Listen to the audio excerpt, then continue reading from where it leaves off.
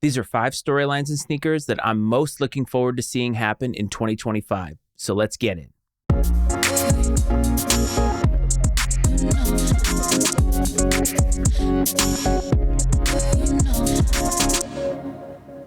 In 2025, there is a lot of intrigue in sneakers, and these are some of the stories that I'm looking forward to seeing how they unfold in this new year. First up is A Ma Maniére in 2025. What does it look like? How many releases do they do? And how do they sell?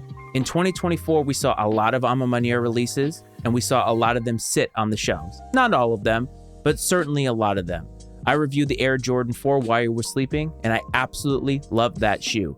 But it was restocked, and it sat even at the time of release the first time. So I'm curious to see what happens with A Ma Maniére in 2025, especially with everything going on with the Whitner Group.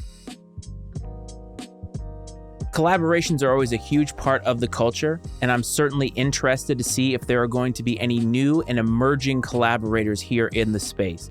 We've seen numerous new people come into the culture and really make an impact. Who will it be in 2025, and will they make the kind of impact that these other folks have made so far in the coming year?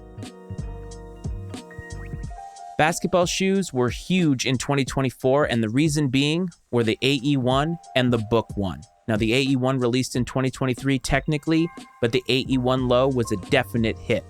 Where do these brands go with that in 2025? How do they follow up on it? Is the follow-up as good? There's a lot of unknowns when it comes to player edition shoes, and this is no different. When you have such a great iteration of it the first time around, sometimes the second one can be bad. Unless, of course, you're the Sabrina. However, I'm curious to see where Nike and Adidas go with this, and I'm curious to see how the culture loves it. Nike switched over their CEO in 2024, and I did a video about that. And one of the things that they've talked about so far is exclusivity. And I'm talking about making shoes less available to drive up hype. Will that be the case in 2025?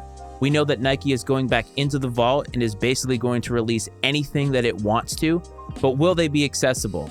Will we be able to get them? That's somewhat of an unknown in 2025, and is Nike going to stick to their word? And if it works and sales go up, are we going to see other brands follow suit? And of course, we can't get out of 2025 without wondering what Nike and Jordan Brand is going to do to celebrate the 40th anniversary of the Air Jordan 1. Technically, it's not the 40th anniversary of Jordan Brand as an actual brand. You could probably tie that to the Jordan 3 with the Jumpman logo, that being the first time. But the Air Jordan 1 turns 40 this year. In April 1985, the sneaker business was turned upside down with the emergence of the Air Jordan 1. And since then, we have seen a brand unlike any other. Is Jordan Brand going to do anything besides what we already know in terms of releases this year? Are we going to see more special things? What is the Air Jordan 40 going to look like?